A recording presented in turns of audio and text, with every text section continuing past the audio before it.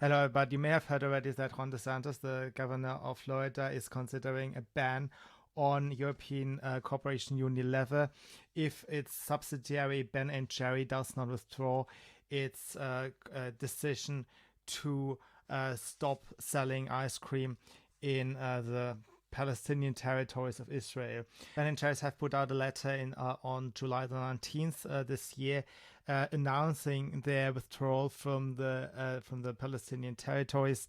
However, they will remain in Israel, and it is not quite clear what they seek to accomplish here outside of sheer virtue signaling. So, as I've said, they have a lot of missions going on at the same time, and you find a page on their website that is linking up their annual social environmental assessment reports, SEAR as they call them. And you also see some advertisement cards there where they put out all their supposed interests. Among them is mentioned transport of refugees to Europe. But you also see that they want to transform the criminal justice system in America. They are for the environment, for human rights and dignity, supposedly. And apparently queer rights in Brazil still need enhancement. At the same time, and I would say this is very typical for the left right now, Ben & Jerry's is a low salary employer, so it's very strange that they present themselves as this bleeding heart liberals when in reality they pay salaries in the ice cream parlors that are below the minimum wage as is asked for by supported politicians like Bernie Sanders. I mean, they don't openly support Bernie Sanders, but if you read their website, you will find that a lot of their talking points could be taken from the Bernie Sanders campaign. So if you go to the website, you find an entry place called Issues We Care About, and you will see very quickly. And of course, they claim to care about everything, because in reality, the ice cream parlor does not care about anything, and they can, of course, claim to be for all kind of changes for the better and so on, and don't suffer any responsibility repercussions. So if anything goes bad, if any of their demands go bad, nobody will go after the ice cream parlor. And this is, I think, an effect that is spreading throughout the entire economy. It is not just Ben & Jerry's, it is not just Unilever. It is the entire economy that is tilting right now towards woke capitalism, and you should pay attention to, because it's not just those forerunners. Ben & Jerry's were just one of the earliest primary activist groups that then became also corporations in a sense, were picked up by Unilever's who were unpolitical prior to that. But what we see right now is that particularly in the very unstable economic environment that we are in right now, and that will follow in the years to come, that a surprising number of companies do want to become cronies of the powerful elites, political elites. Why is that? Because they have learned in 2007, in the wake of the subprime crisis, that the taxpayer would bail them out, and if they pretend to be on the same page as the media people, as the woke crowd, etc., they have the best chance to be bailed out by little businesses and their taxpayer money. This is why you see, outside of these forerunner businesses who have always been spearheading certain movements and ideas, more and more companies are coming into that fold, and it will reduce your individual options career-wise, also, in the supermarkets, on the services levels, the marketplaces as such.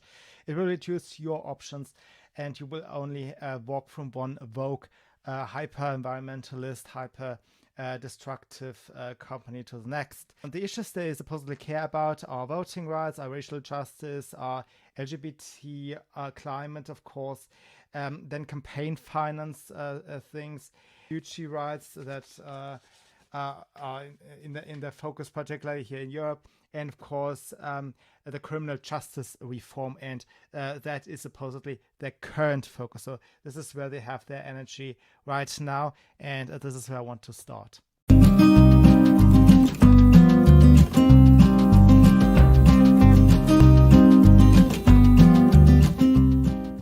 can't really run through all of these issues and present the pros and cons, but what strikes me about their supposed interest in the criminal justice reform is that they are laser focused on one particular jail, that is the workhouse in St. Louis. What's funny is they have picked one of the activists to close down that particular prison, Ines Bordeaux, and made her a star, supposedly in the footsteps of Martin Luther King. That's their presentation of hers. And they say that 90% of people locked up in the workhouse, in that prison in St. Louis, were only there because they cannot pay the bail. So the idea is that police officers would just pick up anybody and would throw them into prison without any reasons, and they only can't pay the bail, unlike rich people, and therefore people sit in prison because they are poor. Of course, that's garbage. I think a judge in America, like judges here, are free to set the height of the bail, and it is supposed to be higher if the risk of them fleeing is particularly high. If it's low, then the bail will be lower.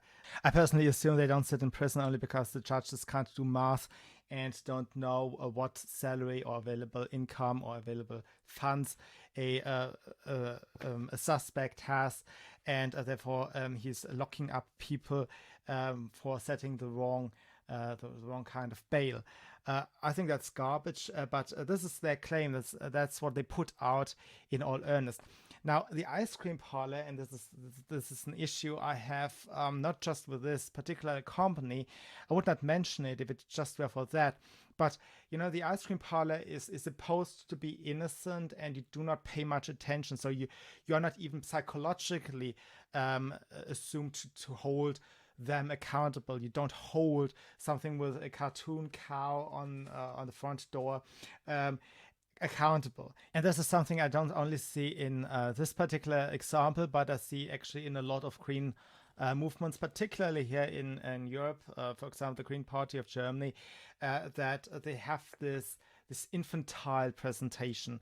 So you are not supposed to think of a cartoon cow and to hold anybody behind a cartoon cow or cartoon picture accountable for anything, and that gives them a lot of leeway to kind of suggest anything, like all the prisoners are there for fun, or because the judges had fun locking them up. All these wild claims are usually presented by people who move, talk, present themselves as children, and you don't hold children accountable. And now you have like 40, 50-year-old pseudo children who are doing the hard political business right now. AOC is just an example. I mean, she is also fairly young, but imagine here in Europe, we have actually a number of people talking like AOC and talking the most absurd garbage that everybody should denounce immediately. Like, socialism isn't actually that bad, and you can't present hard politics. In particular, you can present wild claims like, "Oh, all these judges are evil, racist bastards who lock people up for fun," and hope that nobody will take you accountable only because you make a Mickey Mouse voice. But that is what is going on, and not just, and I want to emphasize, this is not just this one company. A second obsession of theirs is the post-school prison pipeline. Apparently that is, this is this Marxist idea that not only those political activists are irresponsible or are not to be held accountable for anything, but basically all the hard criminals neither. Only conservatives are really dangerous, they are Nazis, etc., etc. But basically everybody else, when somebody has committed a crime, a burglary, a bank robbery, it is, their bad upbringing, some psycho blah blah, etc., etc. So of course they also militated for a change in the healthcare supply, healthcare professional supply for schools in Miami-Dade, and they are priding themselves with having nearly doubled the number of mental health professionals in schools, and they claim that the police officers who are present in schools that are that have a violent past, where parents are usually happy that somebody is looking into it and don't walk away when there is a knife fight or anything serious going on, or drug problems arise, etc. Those police officers, according to Ben and Cherries, they are useless, or at least there is no evidence, which is a term the left likes a lot to say. There's absolutely nothing about it. No evidence actually just means no evidence, but when the left says no evidence, they mean it's not true, okay? So it's not true that policing anything, including schools, would have any effect. Of course, it is true that it does have an effect, and that being that evildoers are found early. And since policing is not really worth it, there's no evidence to it, and also then the justice system, what's the evidence that the justice system does even work? They put out claims that, of course, we are supposed to take for granted, even though there is no evidence for what they say, actually. And that is a very often repeated claim, namely that America were the leader in imprisoning its own population. That's of course not true. You see a lot of people trying to flee from Cuba to America. You actually don't see anymore, but that is because the imprisonment has become very strict.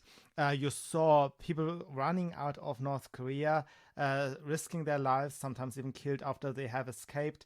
There are boats sometimes driven to the shores of Japan, empty boats or boats with corpses in them, people trying to flee desperately North Korea. Then there was this wall cutting through Berlin, for example, imprisoning the East Berlin population. So there are a lot of places where the government is actually imprisoning its population and innocent people. And it's not just 2%, or in this case, the claim is that there are 2 million people in the nation's prisons. That's not actually many, given that there are 350 million people living in America at least, and there's additional unknown immigration, so we don't even know the exact number of people living on the territory of the United States. But 2 million people in prison is not actually a terribly high number. There are a lot of places where the regimes are locking people up in huge numbers, and you can't move from one territory inside a country to a second one, and much less so you can't move out. It is that they imprison their own populations. That's very different from the United States, and the claim that America were the leader in imprisoning its own population for racist reasons. That's of course the main allegations for most things. That is garbage, and of course it has nothing to do with racism if you lock up gang members. Under every issue that Ben Cherry supposedly cares about, like in this case the judicial system of America, you will find a carousel of articles that's like very condensed newspaper articles. I would say, compared to the New York Times and the Washington Post, it's actually high quality because they don't waste too much time, too much space, coming to the points, and you get an overview of what the left actually thinks, of not what they actually think, but what they claim to actually think, which are two different things, very different things. So the virtue signaling of the left is very condensed in these many, many articles that you find on the website of an ice cream maker. Okay, so the next thing they care about is voting rights and democracy. And they write, "We believe democracy only works when it works for everyone." Of course, that makes absolutely no sense. Democracy should not work for everyone. It should only work for people who are citizens, who are law-abiding, and so on and so on. If you have, let's say you have raped a number of children, and then of course a democracy shall not work for you.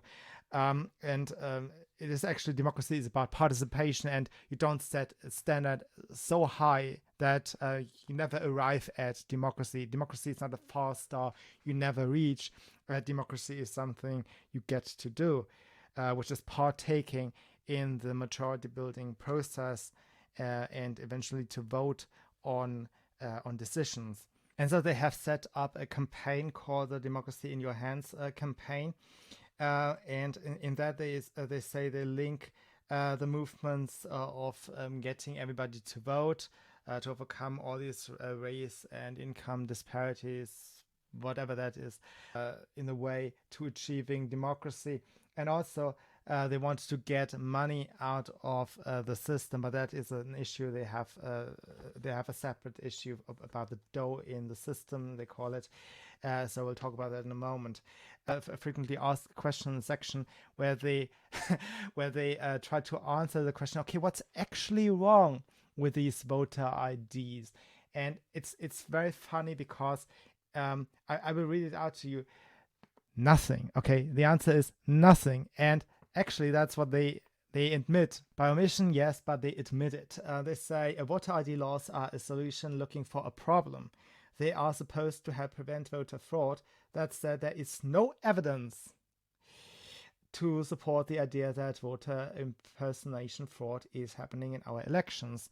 So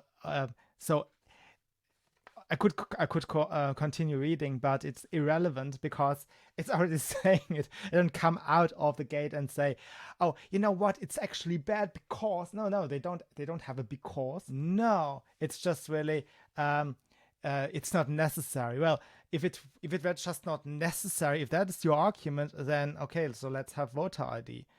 Okay, let's move on to the racial justice issue. I find it quite interesting. Because the articles related to that particular issue they supposedly care about, they all talk about criminals.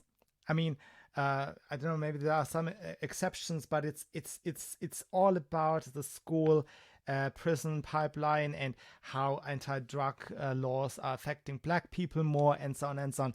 It's just black criminals. It is the way they see black people. And almost exclusively, I don't see really anything about the black community on their website, any issues they have outside of being criminal. Similarly, reductive is the entire queer section. Apparently, LBGT star X blah blah blah, all these letters, they stand for transgender. Because I don't see anything else. Do you remember lesbians? I don't, and neither should you. Because the next issue they purportedly care about is climate justice. That's like climate change, only just. Justice is now, I think it's just a dog whistle to say everything racist, because they have also figured out that the weather is discriminating against black people. People in Bangladesh are drowning sooner in the sea than, let's say, people in, I don't know, in Venice, or people in Netherlands. Whatever, for whatever reason, the climate is unjust to your skin color. And they have a segment, straw manning or conservatives, by asking or quizzing whether climate change is real. And it's a long sentence, based on the fact that the average global temperature has fallen steadily increased since around the time of the Industrial Revolution. It has its highest point ever in 2016, yada yada yada yada yada, and it goes on and on and on. And what I found interesting was then, in the midst of all of it, the phrase that the glaciers are in full retreat, and the Greenland ice and the Antarctica is disappearing at rates even faster than the models predict. Now that is actually very bad news for the models, isn't it? I would really not like to gloss over something as the unpredictability of the entire phenomena that we are discussing when we talk about climate change, and the fact that the the feedback loops when it comes to CO2 emissions and what it does to secondary warm up processes, they are very poorly understood, and here they admit it in all of this pretentious, given that the ice bears are dying, and given that the rainforest is blah blah blah, in all of this tribe, they include, oh yeah, and also our models don't predict well. Equally bold are their suggestions, because as I said, the ice cream parlor is not going to do anything. If anything has bad side effects, it's on. It will not fall back on them. They can put as much pressure on it as they want, and this is the real danger of woke capitalism. It is absolutely unaccountable. So while we know that the time to act is short, the good news is that we know that what we need to do, and that we have the technology to do it. With renewable energy sources like wind and solar, and advancement in energy efficiency in homes and offices, electric vehicles, and charging infrastructure, and regenerative agriculture that can capture greenhouse gas pollution, we have all the tools we need to get to work. No, actually, all of these things have their downsides, and tremendous downsides, actually. And this entire climate change, this is far more dangerous to your personal life than all of the tranny talk and everything else that the left is obsessed about right now. You should try to learn as much about these technologies in front of you, and the dangers they are supposed to mitigate. All of these things come at a high cost. Just to stay with the windmills for a moment, they are the materials they are made of. They must be very resistant against the storms, the winds, etc. They have to weather the weather, literally. And being outdoors for all the time, you need materials that are very stable and that can actually not be reworked into something else very easily, because they have to stand. They have to have the flexibility and the strength to endure all kind of forces that work on them. And in addition to that, windmills, the individual windmill does not produce a lot of energy. So you need a lot of these things made of materials that are not easily recyclable. But you have to repair, you have to maintain all of these energy production systems. So renewable is a dream. There is no technology that does not have any side effects. You have to live with side effects. You have to kind of weigh them against each other, and the easy answers are only for the woke corporations and the politicians, because they don't have to deal with the consequences. What you must know about the climate justice ideology, they of course not only say that the weather is hitting the brown people more than the white people, but also that the whites have contributed so much to the downfall of the Mother Earth, that we have a higher obligation to do something about it. And they are talking about over-consuming oil economies. And you can guess already that they actually want our consumption to go down. They want to impoverish us. So this is not an anti-Israel company. This is an anti-Western company. What they also don't take into account is that we feed the rest of the world. Okay, we are sending all these machineries, all the medicine and so on, to the rest of the world. That there is not a waste economy. What we have is an economy that is the engine of the entirety of the world. The world population is exploding, and the two countries they are mentioning as the next frontiers towards a more equitable blah blah blah future with China and it's India. And I think being the most populated places on the planet, we should really think hard about what we can do, what targets we can achieve at the same time. Many of these environmentalists are not aware that you do need a growing economy to feed a growing world population. And what the climate hysteria does not take into account, but still claims to care about, the little guy and so on. But the one thing they don't take into account that per capita, you can maintain a well-being per person if you limit economic growth and at the same time allow people to have ever more children. I think actually you need both things at the same time. We have to be able to tell Muslims, black people in Africa and Latin Americans, they have fewer children. There must not be any force, of course, but we should kind of educate people that they only should have the children that they can afford as a couple. This is a standard we should have everywhere, quite frankly. If you can afford children, if you can afford 20 children, have 20 children, right? But we have to kind of get to, okay, the parents come to feed the children and not the entire community, not the world community, not everybody. We don't need a socialist system only because some people can't use condoms. We need to have an adult conversation about this, and it cannot be that everybody who says, well, there are some people who have too many children, actually more than they can afford, is called a racist, because this is what's going to happen next. The left is having this dual conversation where the Catholic Church is single-handedly responsible for all the overpopulation in Southeast Asia, as a place I've forgotten, in Africa, in Latin America, and in the Muslim world.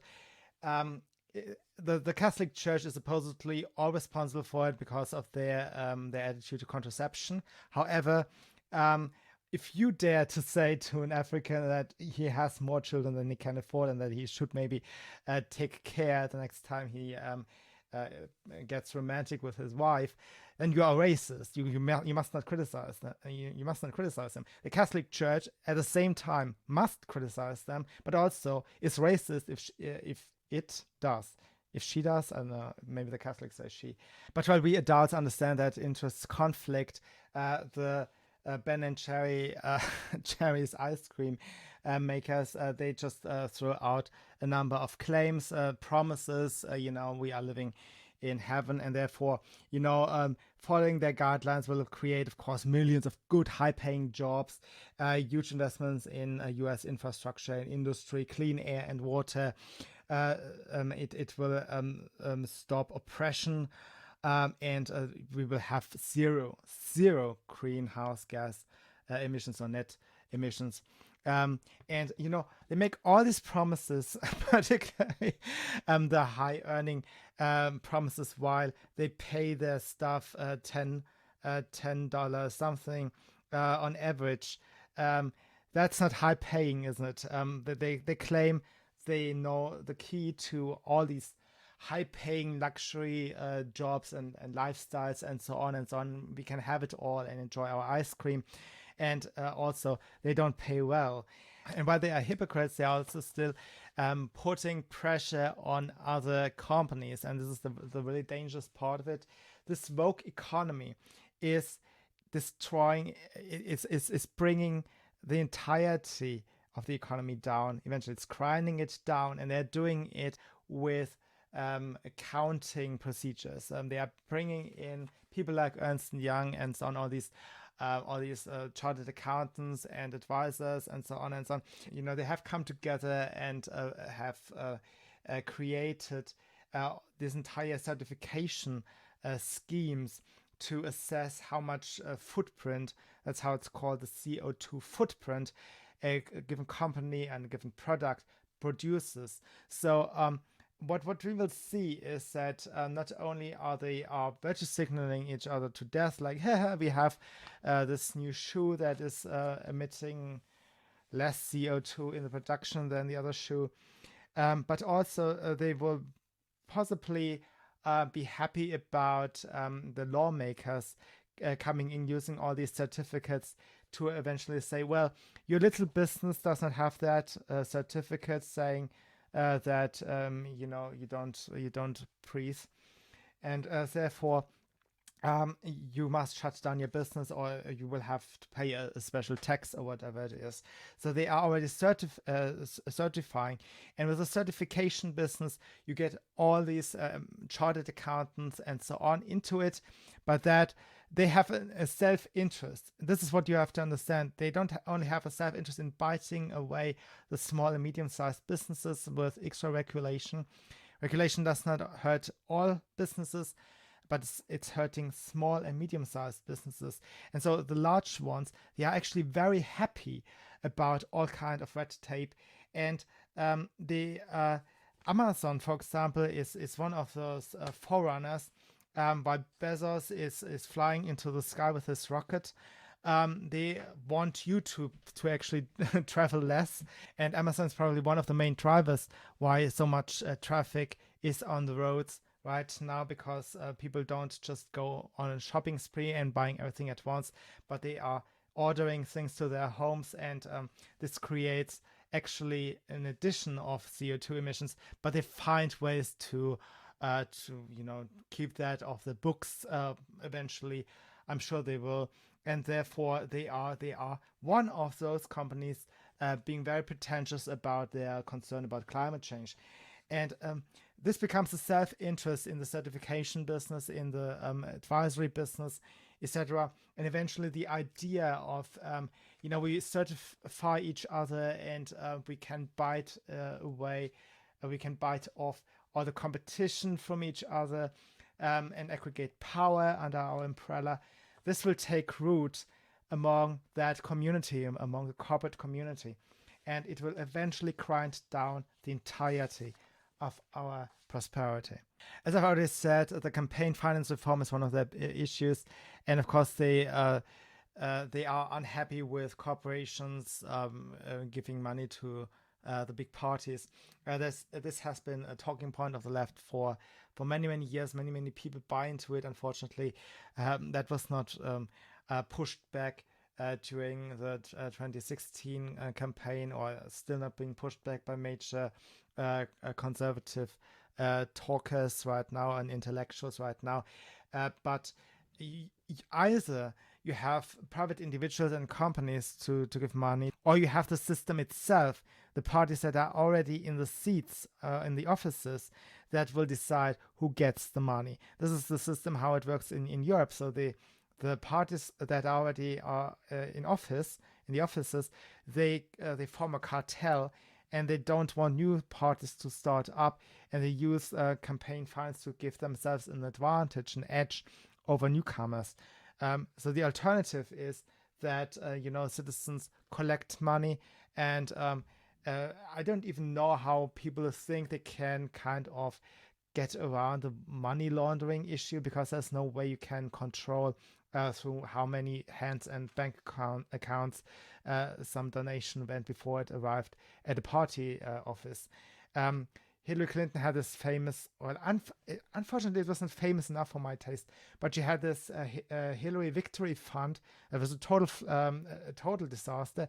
I think it circumvenes some of their own the Democrats promoted campaign financing rules, and there was one night when she flushed all the collected money into the state accounts of the Democratic Party, and in the next morning those funds were sucked up again into this Hillary Victory Fund. I was very disappointed at the time that conservatives did not pick it up and did not talk about it very much, because to me it looked proficient. Okay, it looked like this is a professional in money laundering. So this is somebody who is used to organized criminality, right? And the same people claim that they are super concerned about lobbyism from corporations. And the last of the issues they mention is, of course, the refugee rights. I've already said they donate to two of the ships currently cruising the Mediterranean Sea.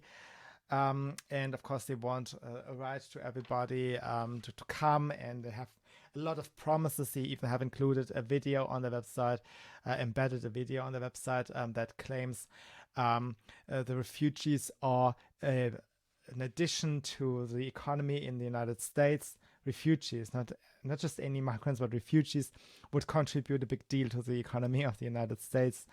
Of course, that's garbage. You find out more about it when you read Ann Coulter's Adios America, for example.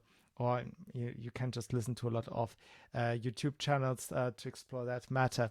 But I'm very sure that refugees do not actually contribute to the economy. That's obviously a lie. But they can put out all these promises and all these conflicting interests. They just melt away like ice cream in the sun because they are not held accountable. They are a childish vocal company. Thank you for listening, and I'll see you soon. Bye.